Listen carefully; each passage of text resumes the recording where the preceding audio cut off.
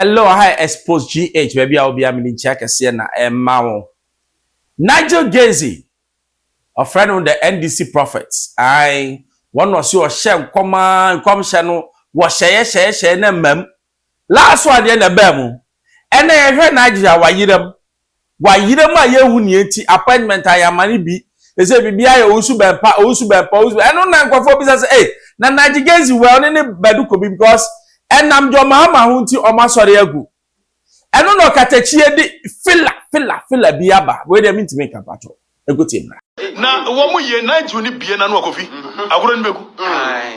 Na jigezi. Wo bie na no kure mu agoro ni beku. Blessa nwegu. Enkobo se wo ye no I guess o se na me se wo no are me girls for pen. And why na guess oh akusha jamianka. Nigel no are me girls for pen. Miss Bell so chia. Miss Bell so chia no. Nigel. So for I will guess. Hi. Miss Bell na chia. Yes. Na o ma yini mu. O ma yini mu. Enya de papa. Go bi go go so. Hey, yera. Nigel Gazy. Prophet. Oh why? Hey. Shankom. No more yes say. Shankom. So Agabus Parliament for her. It is loud and clear. Agabus. Na Nigel Gazy dear no. I know more yes say. And no domi market man. No more yes say. Na Nigel Gazy wo wan. E man no me point no money me do. Secretary man Nigel Gazy no wan. Komo ben no susu o hen. Na me se na mam musa no no so. Wo reda na da no so. Obi. Enkomo akoso. Ai Nigel Gazy. And no more yes o. Ni etete he ya. And you man be akoso. On the mitri. Na Nigel Gazy for the past 10 years. One na ye John Mahama the prophet ba. Na ba ye no ye ya na call. Osu bempa sori dem na yakobo yakobo na imoni amane kakra. Ni yakobo yi ne beduko bi so sori yagu. Agu. Nigel Gazy die nso agu. Ebi si okodi akire nti. And can list mo ba ye. Esenka eja mo hwe ne kakra. E mo hwe no kura no. Ayi kamo eja mo kokọ asori. Se mo ya no mama ayi abegina wo Archbishop na William se abegina na mo ko na mo ayi adakwa yi ado. Na mo friend bi. fire.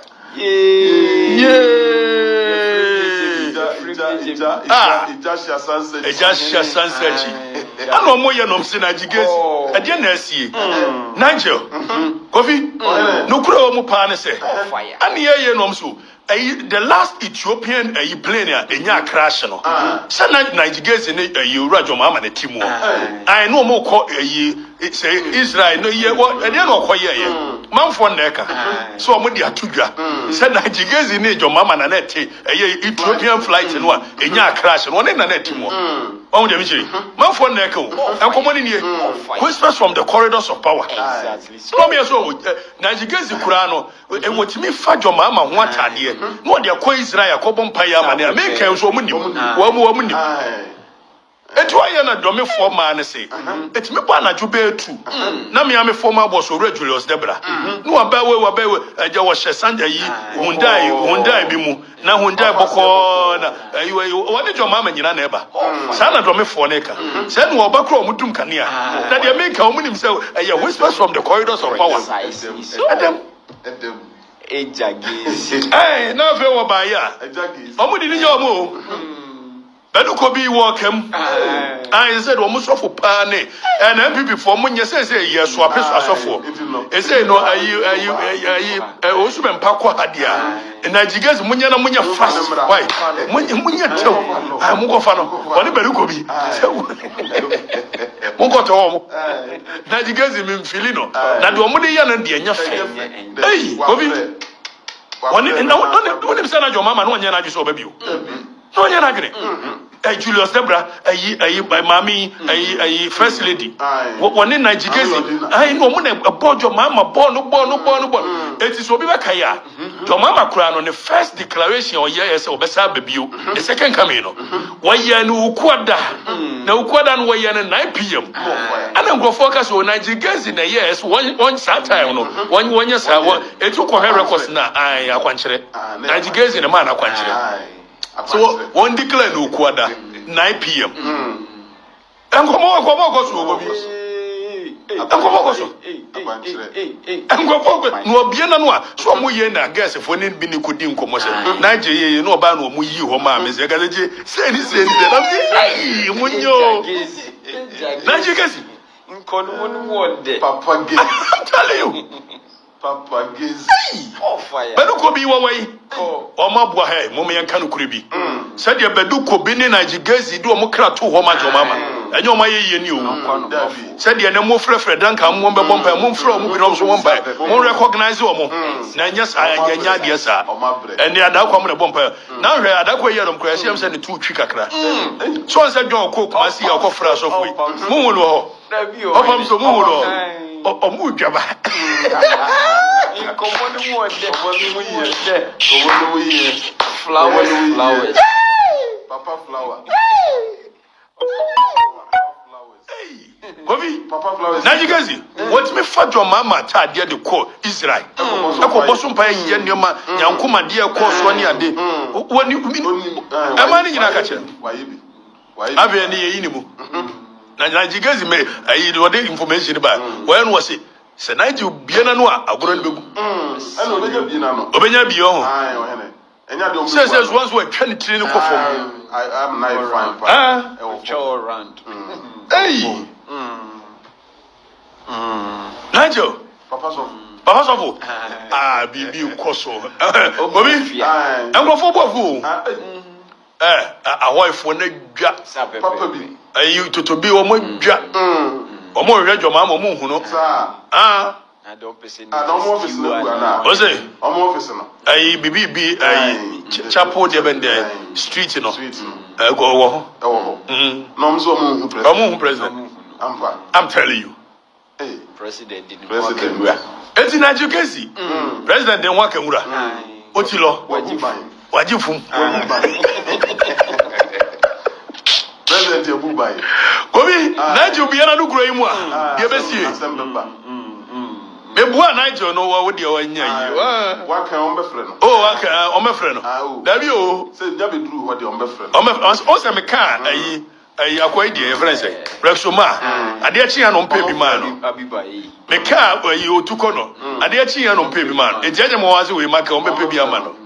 O what bibi ba. O ba monya fe. Why? Na jigezi ru abo amo. Edidija. Prophecy. Office of the president. Where is this dunia here? Okay, 1 2 3 1 2 3. Hey, Nigel. Maybe before when you fast. Why? Cause we go na meteten there. Say ko to ba. Except I see any more bi. Okatachi so one Nigel na kwapa girls no. Was baby a Nigel pa girls na one no super girls. Nigel kwakwa je ne girl. Nigel dey so open na we expert in snatching women. Usawo girl okay your friend say guy na no ye na dafu na no ye ready present Romeo dey ne girl ba na Nigel je no. Ono dey esi chire o de dey. Wo ya de papa obeje na hwene sesi afrefram. Enu bi ne se Nigel Gezi won na mo ye nti na ye fi no no. Na me o ka asem na me nti ase because asem no Okatachi e ka no de won. Na when na me ko afia soa what you wasi ni p was say ye allegedly batching man kind was say ye wura John Mahama e de ne girlfriend ko na je ho na je akore girl no oye ma show ye go ti mra asma me kan sa me bo anya me ntua me ka me asma me kan sa me bo a osuru nyankopon a me bompa ye che no ntua me ka me se me fa fo fra penny power this new busa sa de anti na moya na ajosa yeso akodi John ge say papa na ka cha me point blank say olumai de ne girl ko Nigel ho se Nigel nya kwantre ma na Nigel akodi no enti woni olumai ngasa e ba cho we afia na ka o was say ye wura John Mahama de girl bia ne to kakraka e ko Nigel ho Nigel who to no so olumai da bi atuwe dia so cha wo magiare na won sura dia okrama na se odwan u be ko jata bom akofa ade unsura de jata bom na akofa o man pani ade asabe ebi oguro kakaka allegedly enyam na meka Nigel na de bia me bisa se bema ono ose wono de nyankopon afre no na emom ade ba ko de nyankopon afre no wo ose ma hwe de onim say the problem nyankopon timi yi de na wo yire kra na sorry you have to be careful because the way Najigezi yes so rem man de yes man de what me bottres and force am nyao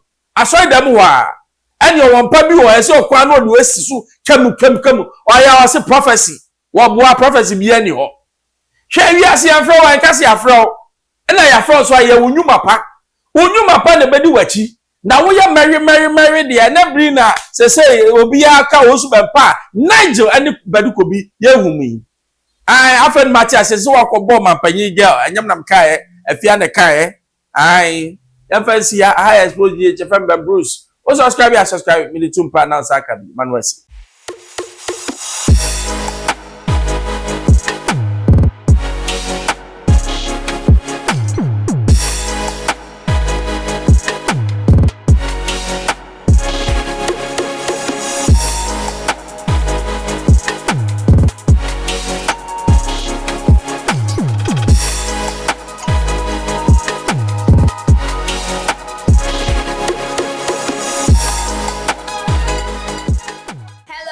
Keep watching Expo GH, the best channel on all of YouTube. Yes.